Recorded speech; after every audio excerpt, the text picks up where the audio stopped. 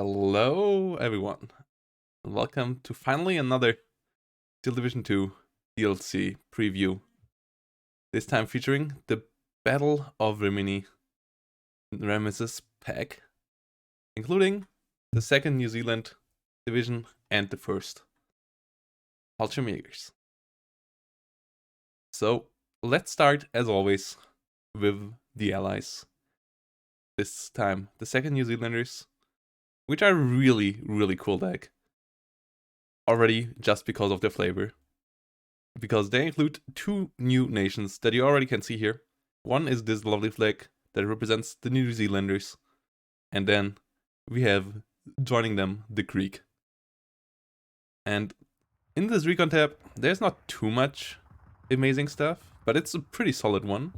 You get your recons, you get your snipers, you get your 6-man recon squad, you get your 4-man recon squad, you get your 4-man recon squad with Piat, and you get a stack count.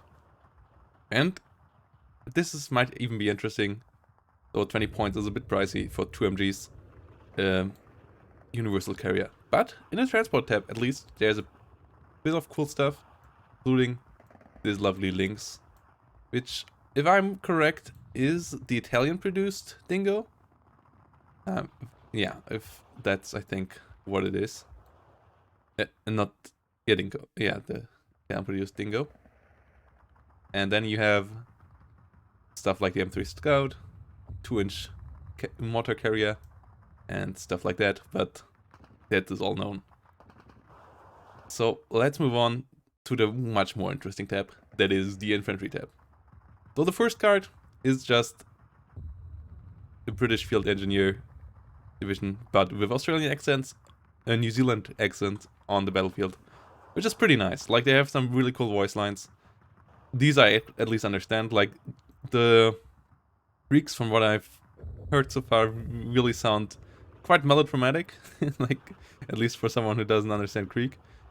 And I really like the sound of it, but I just don't understand what they're talking because I don't speak Greek, so there I can't say as much about it. But for New Zealanders, it's pretty cool voice lines. Eugen did a good job with that. So let's go into the units themselves. The first one is the Field Engineer. Pretty solid Field Engineer unit. The difference to the British ones is this one brings 2 Thompsons, so it at least has a bit more firepower, but still not an amazing unit by any means. In CQC, though, it will be decent. Then we come to the next infantry unit, which is the Diggers.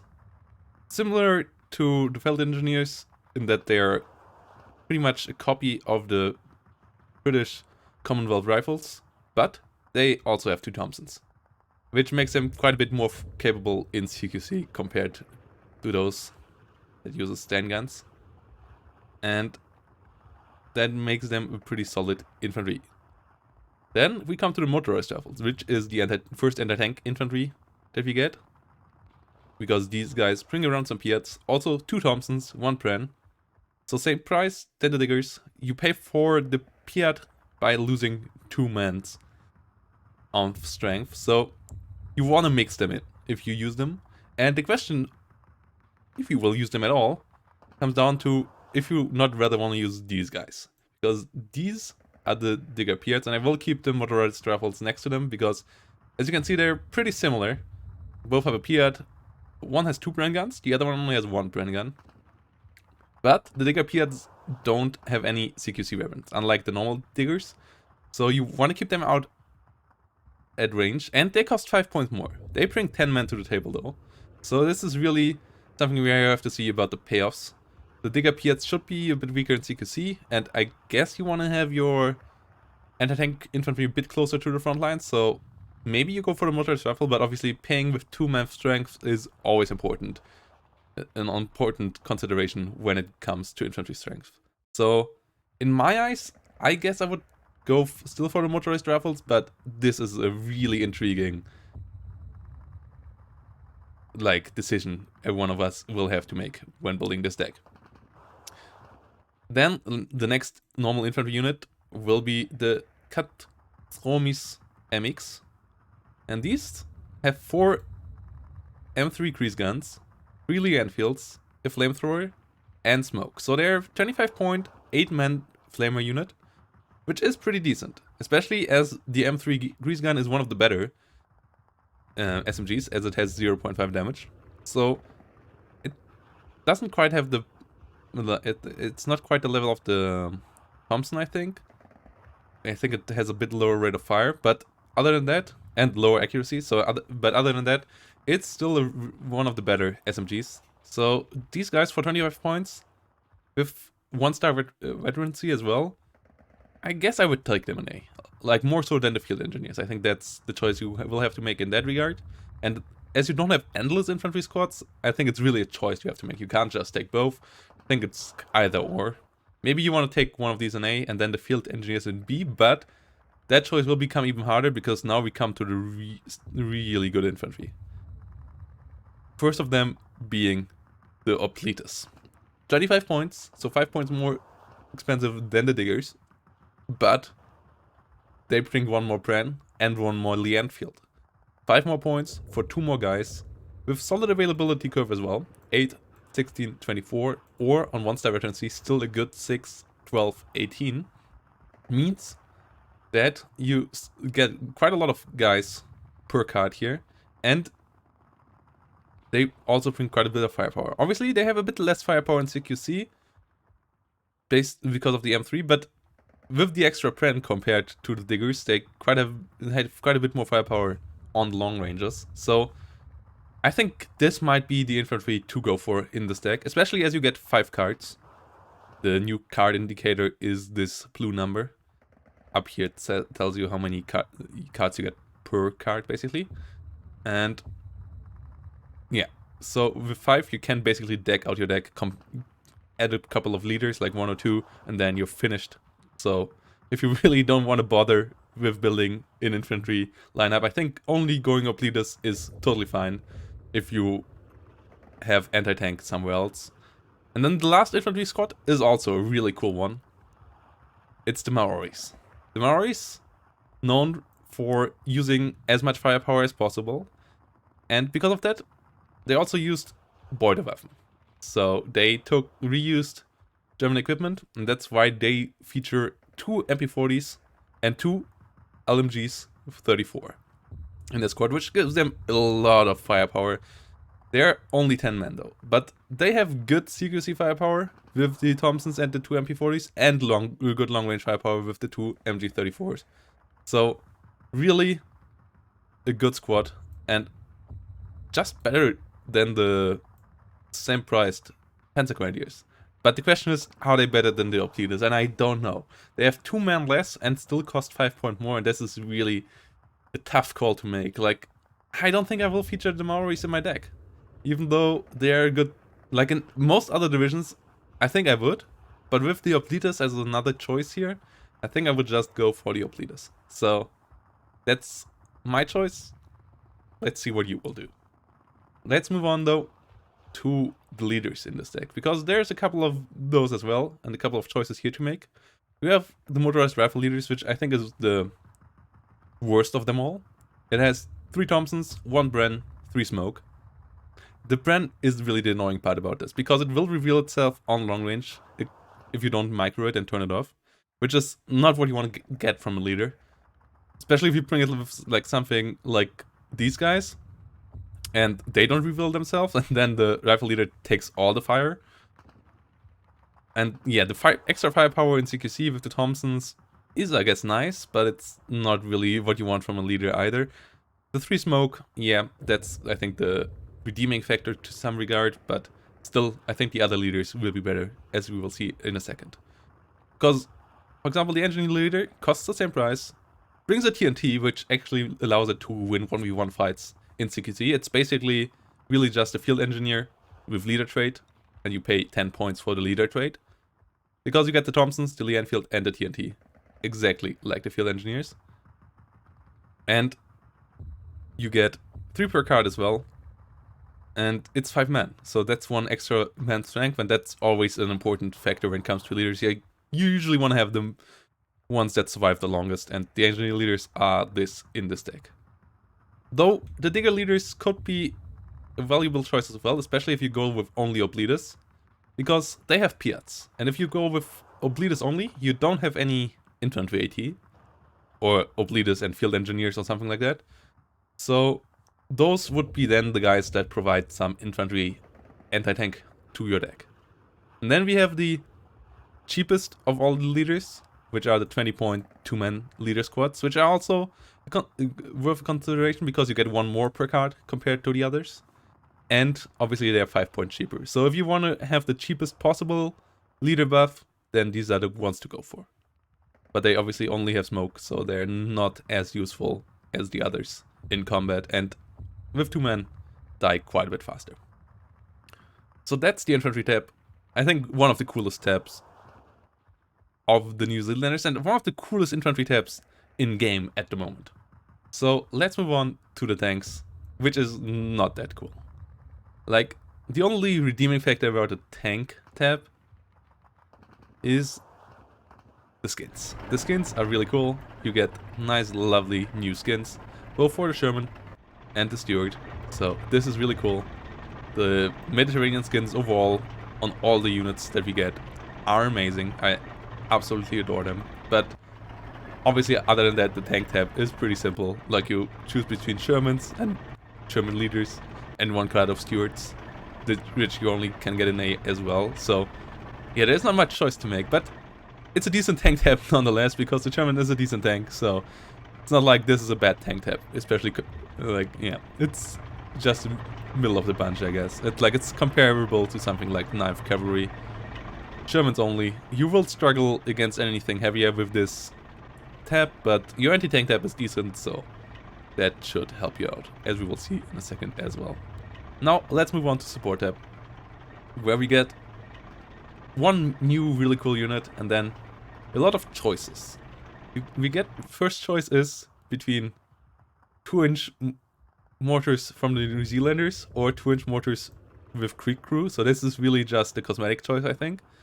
The issue is that for some reason the Creek one has one less man. So if you're ever gonna take 2-inch mortars, take the New Zealander one in this one. But I guess not many of you will play with 2-inch mortars anyways. I think if you have the micros to spare, they're somewhat decent by now. But the 540 meter range, even with indirect fire, it's still hard to get him into the right spot without dying. So it's a lot of micro for okayish gains. The only 2-inch mortar I really think is worth it are the Russian ones, which can actually fire 800 meters. Then you have your Vickers, also with both nations. Yeah, the Creek one also has 1 man less. I guess that might be favor, but it obviously doesn't help out the Creeks in being chosen here. Oh no, here they have the radar trait. Oh, they have the radar trait up here as well. Okay, so that's the difference. It doesn't show up. Oh, okay. Like, yeah, I remembered that some of them have the radar trait, but didn't knew the 2-inch mortar has it as well because it didn't show up. Okay, so you pay 1 less for the radar trait, but I don't think that's worth it, because the radar trait is nice and all, but it's only good if you get it for free.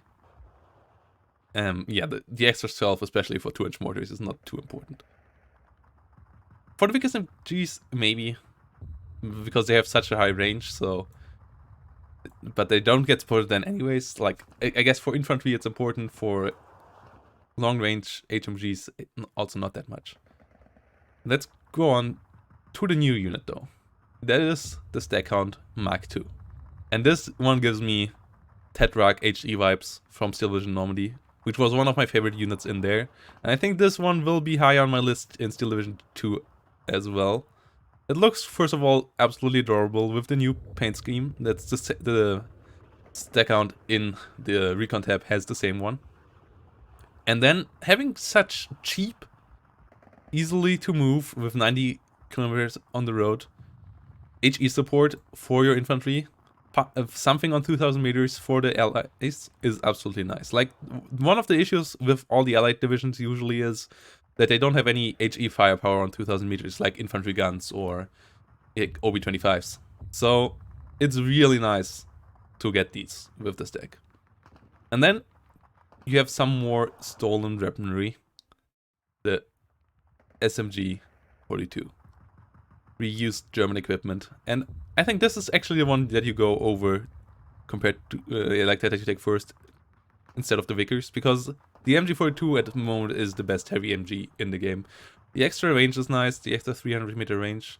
The accuracy really helps out as well. It's like really just the deadliest HMG in the game. You have to pay a hefty price of 15 points for it, but in my eyes, it's worth it. If you can afford it, go for it. You could also take the 50 cal, which also has the 1500-meter range and has quite a bit more damage, but it's 5 points more and it has less accuracy, so overall I think it's the MG42 in this regard. For some more armored support, then if you don't want to have the light HE support, then this German 1B is to go for, which is a solid tank. 60 points, so it's cheaper than normal Sherman. The issue with this 105mm one is it doesn't have the heat shell, so it's really only against soft targets. So you have to mix it with other Shermans. It's not the one with the heat shells, that can't penetrate tanks. And then you have all the commanders. You have the Greek infantry commander. You have your dingo with the lovely smile on the front. And then you have your Sherman 3 CO. So, good choices there.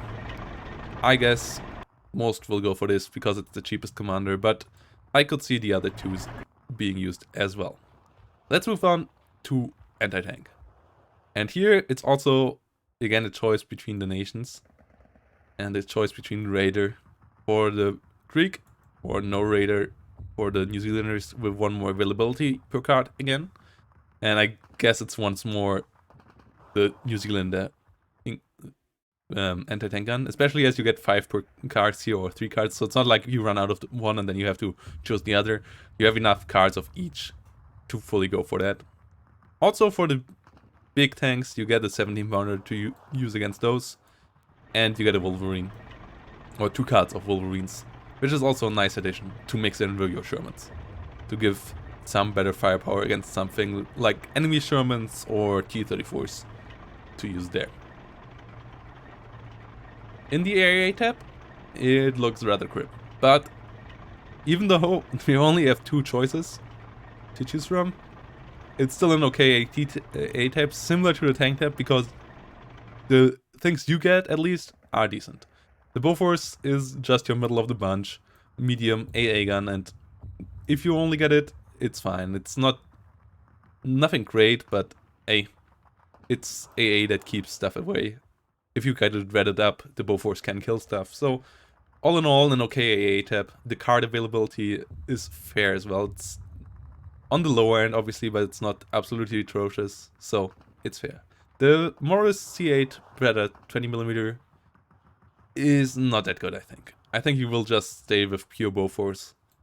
Maybe I'm wrong. Maybe this thing is actually good. I mean, it has some AP shells, but I don't think you really want to move this one to the front line. It's not a super memey quick truck. It's 65 kmh on the road, so I really rather just would stick with Bofors. Then we go to the artillery tab, and it's another pretty standard allied artillery tab. You get your 3-inch mortars, 81mm.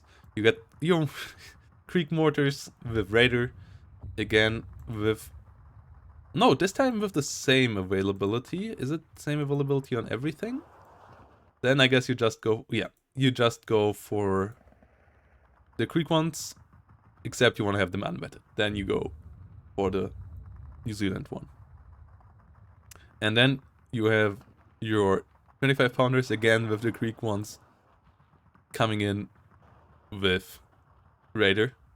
And this time, that you even can take them on 0 vet with same availability, so it's Greeks all the way in this case, but obviously Raiders don't really matter much here. It might help you getting not getting spotted by recon planes though. Like that's the only plus I can see in a Raider trade for your artillery, because it's pretty heavy to, like, yeah, it gets exceptional stealth, so I guess that's really the only usage for this, for an artillery piece.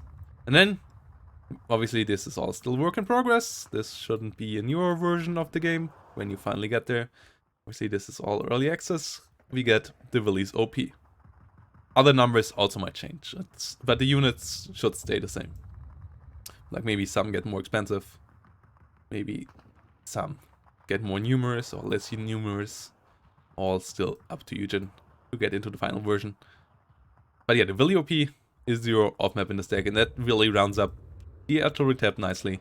Without off-map, it would be on the lower end. With off-map, I think it's just middle of the bunch artillery tab. And then we go to the air, and here we have some nice stuff coming in. First of all, some recon Spitfires, which we already know from MGB, but it's still nice to get them with the British, or like, yeah, with the Western allies as well. Especially as you get 2 per card in A, 4 in B, on 1-star veteran C, so it's very good agility, and I love Spitfires, so I'm really looking forward to using these, as you also get a lot of other good additional air units in this deck. The Bullfighter is not one of them though, at least not in the fighter configuration. It has a lot of firepower, that's for sure, but it has very bad agility even on 1-star veteran C. On 0-star, it's actually worse agility, and that's not something you want to have on your fighter, because if the enemy bomber is able to dodge you once, you will never get behind it ever again. I mean, this plane will win every head-on-head with medium resilience and the insane firepower that it has, but it will not get many bombers shut down. It's slow, it has low agility. Nothing of these two things you want to have in one of your fighters. So you'd rather go for the other options, which are really decent in this deck. Then we have the Baltimore, and this is a new plane, also with a lovely, lovely Mediterranean skin. It's one of the planes that is flown by the Greeks. It has 127 bombs, kilogram bombs, 4 of them. And it comes in an okay availability pattern, but it's not amazing. Which I think will be the issue with this, because the other bomber that you get in this deck actually has a really good availability pattern and is similar in bomb load, and that's the Boston. If we compare the Boston, it's a bit quicker, it has better resilience, and it's the same price. So you only get smaller bombs, but it's even nearly exactly the same payload. So against infantry it should do the same amount of damage, or similar amount of damage to the Baltimore. The Baltimore only being a bit more effective if it bombs tanks, because heavy bombs deal more damage. Like 1 heavy bomb deals more damage to a tank than 2 lighter bombs. But other than that, the Boston also comes with nearly double the availability. Like double the availability in A and B, and nearly in C. And combining that with the extra speed, which is always nice to have on a bomber, and the extra resilience, which is really nice on a bomber, makes them just a better choice in this. And then for fighter bombers, we have a lovely choice here with the Kitty Hawk. 540 kmh is decent, not amazing, but for a fighter bomber not bad. And you get 1 500 kilogram bomb. So this thing deletes anti-tank guns, heavy MGs, or anything like that from the battlefield with 1 run. And for 105 points, that's absolutely fair. This is also a decent fighter. Agility is still good, even with the bomb. It has 6 Brownings, so all of this gives it some nice firepower, some potential of shooting down enemy planes, and giving enemies a run for their money. If you have 2 of them against 1 enemy fighter, you should win in that out, for example. So overall, a really nice choice for a fighter bomber, and a good addition to the deck. And now we come to the fighters you should choose. And the first of them is the Spitfire Mark 5C drop, with the roundel of the Greek Air Force. And you can either choose these, or you can choose the same one, but with another skin. And this is the skin of Mitra Lexus, one of the Greek aces, who has a lovely, lovely double flag on top here. Normal Air Force roundels. So that's another nice choice that you can do, and one of the lovely aces in this upcoming DLC. Or you can go for a really fast fighter. We compare it, the Spitfire obviously being a bit slower, as it's an older version of the Spitfire, the Mark V. Compared to this 51C, though you pay by downgrading your weaponry in the T51, which even has Apache saying up here, because you only have 4 Brownings instead of 4 Hispanos, so that's quite a bit less firepower. You also have lower agility, both on bad resilience, but obviously the 670 kmh really allows you to hunt anything down. Like 670 is top level of speed in this game, so this is a nice addition. If you combine both, you can basically win any air engagement, especially if you have a couple of Bofors up as well. And then the last 2 choices when it comes to the air tab are the Bowfighter with rockets, and this is worth considering, though it also has a not so good availability curve. But 150mm rockets, 8 of them, they do some damage. So if you take any Bowfighters, this one is the one to take over the fighter version, I think. Well, the fighter version could be decent though for strafing. Like, I guess for ground strafing this is the one you might want to go for. But obviously it's not really meant to be used in its fighter role. And then, last but not least, we come to the Spitfire fighter bomber, which I think though is just losing out against the Kitty Hawk. You have a smaller bomb, you have to pay 20 points extra, and you get 1 less for only 5 points more in speed. So, yes, you get a bit more firepower thanks to the Hispanos. Yes, you're a bit quicker, but 5 kmh don't really matter, and I think it's just the Kitty Hawk here. So, overall, the New Zealanders are a really nice deck. If you go for autofill, can see it's a really decent deck. It should be one of the top allied divisions. Really, the only thing you will struggle with are heavier tanks, but even those you have some answers for. And the infantry tab is just absolutely lovely, together with a pretty nice air tab. So let's move on to the other deck in here. One of the decks that a lot of us have waited for, including me, because a lot of us liked 3rd FJ and a lot of us wanted more Falschirmjäger in their life, in their game, and now we finally got it. The first Falschirmjäger it is. And it is a lovely deck. Let's move on into the Recon tab, which is pretty much what you would expect out of a Falschirmjäger Recon tab. We get a BMW, that's not too important. Then we get a Falschirmjäger Aufklärer, who comes in all the normal transports. But we also get some Falschirmjäger Snipers, the 3-man squad. We get the Falschirmjäger Spätruppe with the 2 FG42s. And we get the excellent, the best anti-tank infantry in the game, the Falschirmjäger Panzerabwehr. An MG34, 5 P43s and 4 MP40s give them a lot of firepower on all ranges. And the Panzerschreck obviously gives them good killing power against tanks as well. Also, they come in this new Italian truck with German markings, which is also a nice addition to the game. Eugen always out for details like that. Let's move over to the infantry tab. And this is where this deck really shines compared to 3rd FJ. Because 3rd FJ really struggles in A phase, and also like throughout the rest of the game mostly, because it doesn't have good cheap infantry. You only get these in 3rd FJ mostly, and then you get your Luftlande units, which are meh. But here you get your Fallschirmjägers and your Fallschirm Pioneers. Not in as high of a number as in 3rd FJ, but in addition to that, you get your Ostlegionnaires, which are basically similar equipment to Kuruk's Troopers. You get them in pretty good numbers. You only get 1 cut of these, and they are a decent unit. So they are your cheap 15-point cannon fodder unit. But the really good infantry unit in this deck is this one.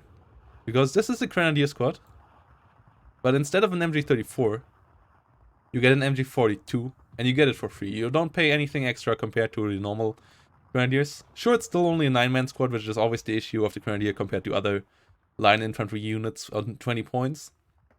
Like, compared to the Digger that we saw earlier. But the MG42 gives them quite a bit more firepower, also compared to the Digger with the Bren.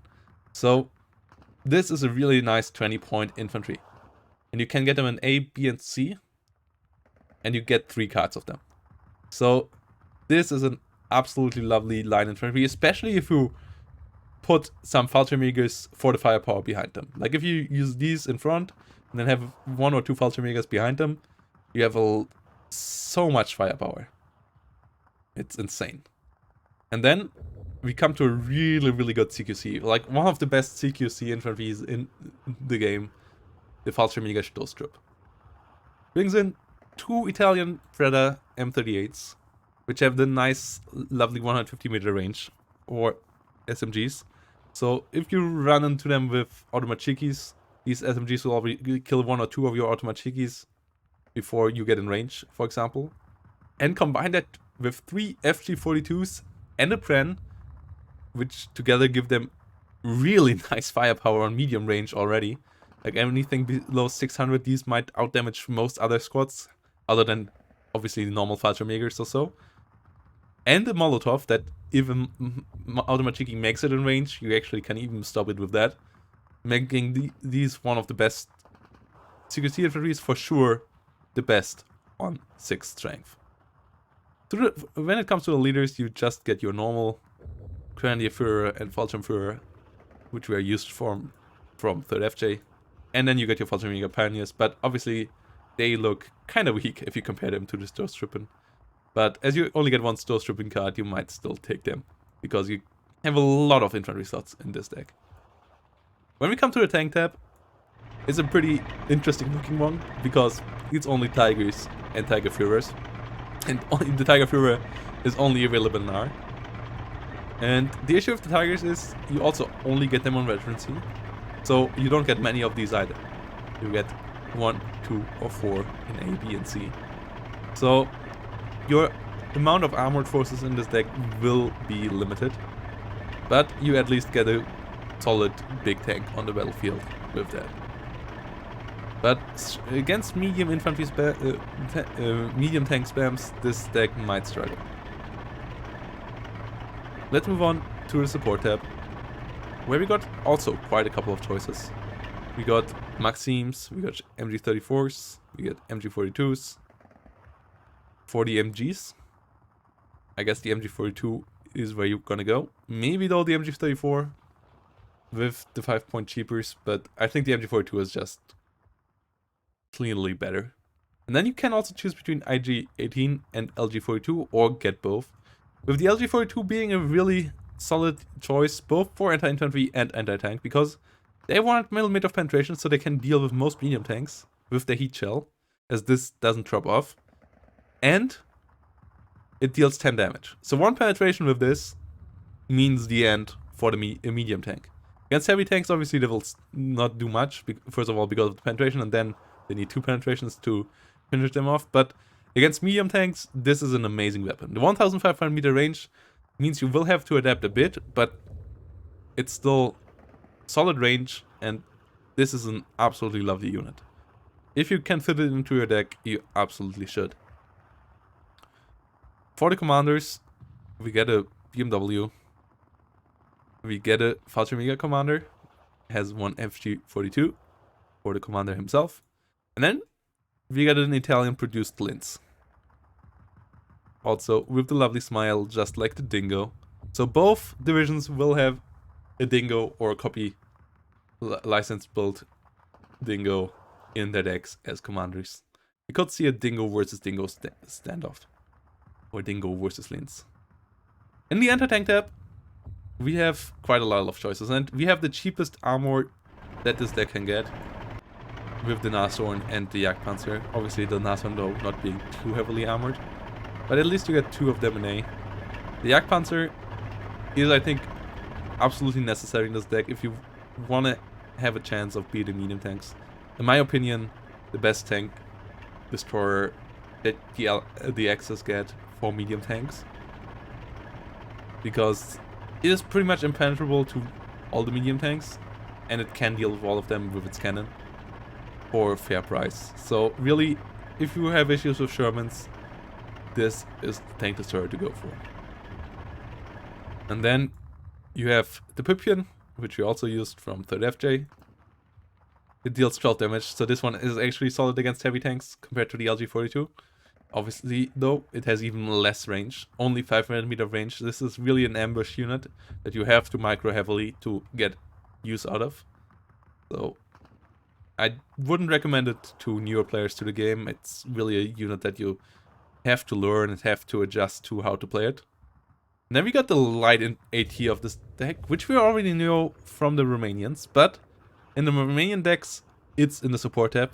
And the reason why it is here in the anti-tank tab is that it has way less HE shells. The Predator here has a lot of AP shells and only 15 HE shells. That's way less than in the Romanians, and it's less than 1 minute of fire even for this weapon. So don't expect it to use it the same way as in the Romanians, as an absolute infantry destroyer, because it will run out of shells after pinning 1 or 2 infantry units down, and then after it will be vulnerable to them. And the AP shell, sadly for the Predator, is not that good. Like 55mm of penetration is rather lackluster for nearly all the targets out there that fire back onto you. Like, it's really only good for sniping something like transports or half-tracks or something like that.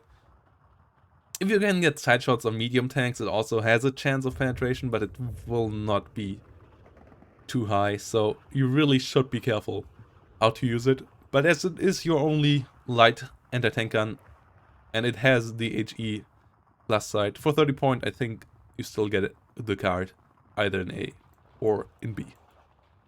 And for the heavy anti-tank guns, you have the Pak 40 or the Pak 43, 41. So good choices there as well. This deck for sure will not have to worry too much about heavy tanks. Medium tanks really is where the issue will lie for it.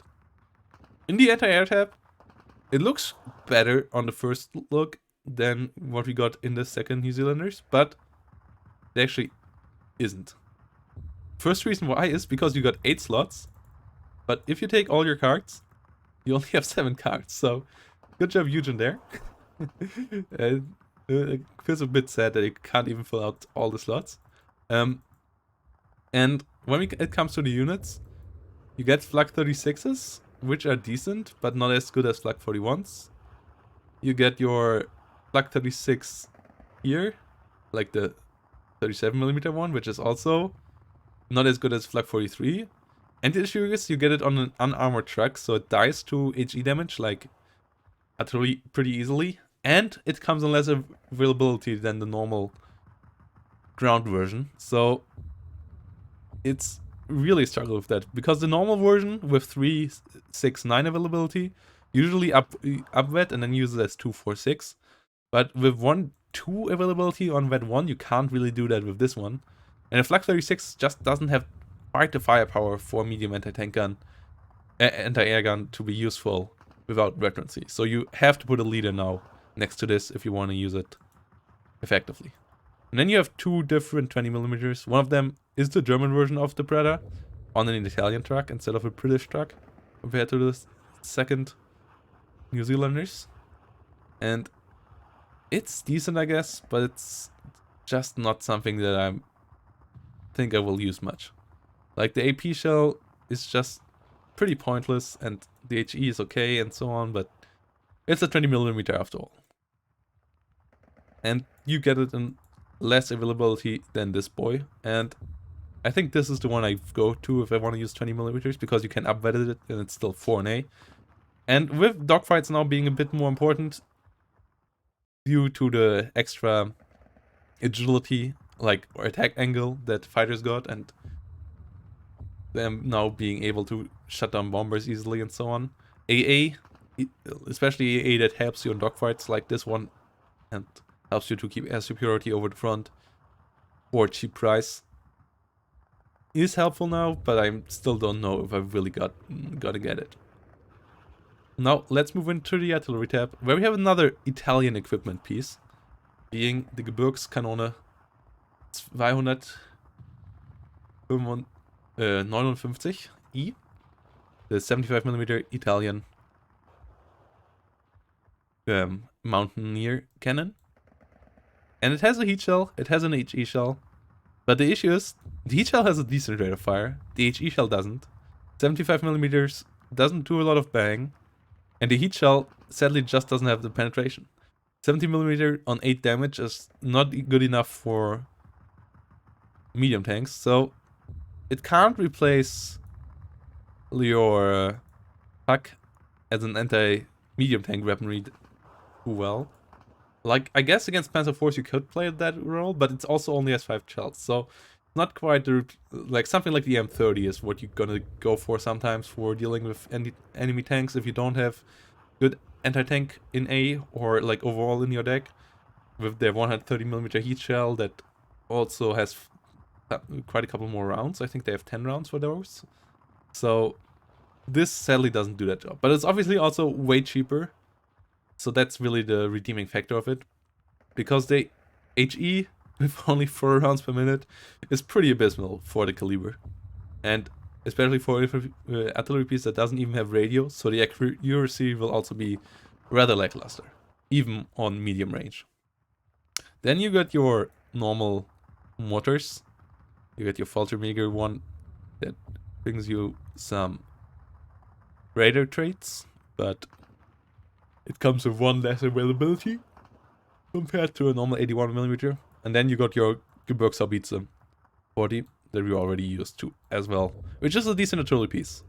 70 points is cheap, 105mm is decent. It doesn't have smoke, it doesn't have heat, so it can't be used against tanks.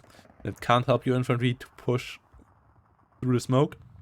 But it has a radio, and it has a solid caliber. 4 rounds per minute. For this caliber is okay, so this is a decent gun. If you want to play with artillery, I would recommend this over the Gebirgshaubitze. And now we will get to the air tab, and here's the favorite unit for me in this DLC, and we will get to it in a second. First of all, let's jump into a plane that I love in War Thunder, and it is also decent here, at least in this deck. It's not so good in the Hungarians because there it's only fighter, but here the CR42 bis is a recon fighter, and it's a cheap recon fighter, and it can shoot down other recon planes with its 2 12mm. So if you're lucky, you also can maybe even shoot down a slow bomber or something when you get behind it. Obviously with very bit resilience you might even die though to its defensive gunners, but like shooting down a GO scout plane or so is possible. And obviously it's a scout plane itself, so it helps you spotting stuff on the ground, it helps you getting radio, all of that is helpful. Then we have the ME 410, 610 kmh, so at least it's quite a bit faster than what we saw with the Bowfighter. But it has the same issue. Like, it has solid firepower to the front, though not as much as you would expect from a 2-engine fighter. But it also has worse agility. So if once it doesn't get its kill with the first run onto the enemy, it will not get its second run onto the enemy because it will take forever to turn. So I wouldn't recommend this fighter, especially as the fighters we will also get in this deck are quite a bit better. Then we get the fighter bomber version, and this one is actually worth taking. 95 points for 8 50 kilogram bombs, which actually can kill enemy infantry, enemy anti-tank guns, and for sure pin them down, is pretty decent. Also, speed is pretty good as well, so the ME 410 A1 fighter bomber is something I would put in my deck. And now we come to my favorite unit, the RE 2005 Series 0. 600 kmh is a really good speed, and you get it for 95 points, and you get it with 3 20mm and 2 12.7mm. So it's an insane amount of firepower for a 95 point plane that is even pretty fast, pretty high in speed, and has a good agility. So this will be a beast in disguise, and I think it's one of the best units in this deck and one of the most important units in this deck, and it will allow you to maybe control the skies on a similar level to what we saw with 3rd FJ in Steel Division 1944. So I'm really looking forward how this will play out, and if it might help Falschirmjäger to get higher into like getting play in the league and so on. You combine that with a couple of nice bombers, get your J87A Force in different versions. One with 250 kilogram bombs, one with 28 50 kilogram bombs. This is also the one I would go for because the 250 kilogram bomb one has only half the availability and has